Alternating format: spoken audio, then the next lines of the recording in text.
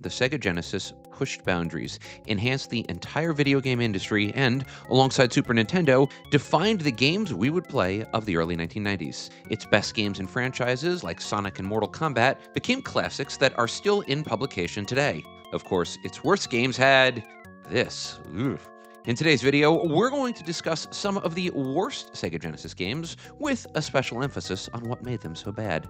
And one thing you will note, if you pay even the slightest bit of attention, you will, probably very quickly, discover what connects almost all of these games. We'll discuss that at the end of the video. We will begin with one of the most popular pieces of media of our generation, The Simpsons, and specifically Bart vs. the Space Mutants. This 1992 game, developed by Imagineering and Arc Developments, appeared on numerous platforms at the time. The game, which is deeply reminiscent of the early Simpsons era, features Bart on a mission to save the world from the plan of the evil Space Mutants. Space Mutants are trying to take over the world, and Bart, thanks to his possession of X-ray glasses, knows what the plan is and which Simpsons characters have been taken over by space aliens. To defeat the Space Mutants, Bart must travel across 5 levels, collecting and destroying certain items which are necessary for the mutants' plans. These include purple objects, hats, balloons, exit signs, and nuclear rods. I always knew exit signs were evil. When Bart dies, he says, "Eat my shorts," which happens a lot,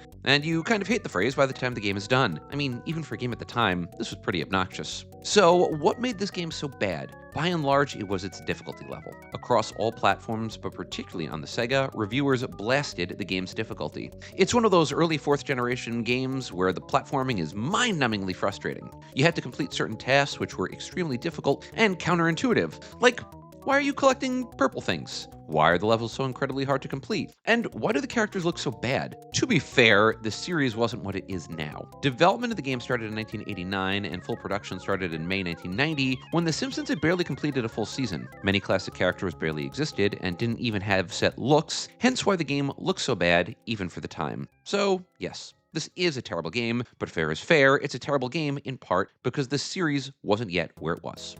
Next, Wayne's World. No, not this version. This one. The Wayne's World Sega game, developed by Grey Matter and released for Sega in 1993, was released due to the success of the movie. Unfortunately, and unlike the regular Nintendo game, the Sega version most decidedly does not stick to the plot of the movie, instead opting for a brand new plot in which Garth gets sucked into an arcade game and Wayne has to rescue him. Fair enough, but the end result is this. Wayne battles his way across a mere 4 levels that are basically altered versions of the Wayne's World movie setting. The problem, as you can tell, is the graphics. As rather hilariously noted by Den of Geek, it looks like one of those homemade computer games from Clarissa Explains It All. It doesn't look good or play good. As you can see, the sprites are just atrocious. Enemies are barely present. Instead, Wayne is forced to essentially avoid a variety of obstacles which attack him out of nowhere. The level design also doesn't help things. There is no creativity to it, and every level looks basically the same, just with a different skin. There's just not a lot to the game, save for an artificial difficulty level that was bound to drive you nuts if you played it as a kid. Next, Fantasia, a Disney classic. This 1940 animated film features 8 richly animated segments that pushed the boundaries of available tech at the time, introducing an array of new artistic techniques and musical excellence. However, that game most decidedly did not translate into a great video game. Let's be real, the Fantasia video game did not need to be made. No one was clamoring for it, even after the film's re-release in 1990. But Infogrames disagreed and released the game for the Sega in 91. In this platformer, you play as Mickey and must attempt to recapture 4 missing musical notes over 4 levels. The 4 levels, of course, are based off of scenes from the movie. Infogrames and Sega had seen the success of another Mickey game, Castle of Illusion, starring Mickey Mouse, and figured that the character was a hot property and could sell no matter what. Infogrames proved them wrong. The game suffered from many problems. It was rushed to meet the holiday season, and Infogrames allegedly used 6 developers who didn't have experience with video games. The end result was a disaster. Reviewers blasted the game, calling it bland, awkward, and disappointing. The game couldn't match the incredible animations and music set by the movie. Reviewers also noted that while the game was well animated, it was extremely frustrating to play. The rushed development meant that the game was released with multiple errors. Ken Balthazar, head of product development for Sega, would later say that he regretted the release of the game. Worst of all is that it apparently never should have been licensed. Roy Disney, nephew of Walt Disney, said that he had promised his uncle now that adaptations of the movie would never be made. It turned out that the license had literally been granted in error. As a result, unsold copies of the game were destroyed and advertisements were pulled. Yikes. We turn now to another classic movie ruined by video games, Back to the Future, and specifically Back to the Future 3. Unlike the Nintendo release, which released both Back to the Future 2 and 3 together, Sega chose to release Back to the Future 3 on its own. They should have scrapped it entirely. The 1991 game, developed by Probe Software, features 4 levels that use 4 different styles. The idea had promise. Of course, if none of the levels are executed well, you've got real issues. The biggest problem with the game was the artificial difficulty. The level design sucked and made it difficult to complete. The controls are slow and unresponsive, meaning that you sort of have to plot your moves out ahead of time, which, given the speed in which some obstacles appear, creates problems. Those difficulty issues were particularly prevalent on the first level when you control Doc Brown. Other levels do have the same problems. In the second level, you throw pies at Buford Tannen's gang, which is a choice, and, as you can see, there's an overhead view, which takes the awkwardness of the game and cranks it up to an 11. Honestly, everything is wrong with this game. The graphics are bad, the sound effects are bad, the game doesn't hold together well. There is genuinely very little redeeming about it. Also, not for nothing, but the game only has 4 levels. As such, if you can figure out the tricks to each level, you can beat it in like 3 seconds. Not great, although if the game was going to be bad, at least it was also short. It also seems worth noting that the Nintendo version, Back to the Future 2 and 3, is also awful. Seems to me like Sega should have just taken the hint and skipped the whole thing. Let's turn our attention to a game that I got blasted for not including on my worst games of the Super Nintendo series, Shaq Fu. Remember this classic? It's a fighting game. Because, of course, when you think of basketball legend Shaquille O'Neal, the first thing you think of is martial arts. Actually, funny enough, the game, developed by Electronic Arts, came to be because Shaq had signed to appear in an Electronic Arts game, and the company heard that Shaq had a major interest in the martial arts. This was also 1994, and 2 of the best games of the decade so far included Street Fighter II and Mortal Kombat, so it did sort of make sense. Shaq Fu stars with you as Shaq, where you play in a...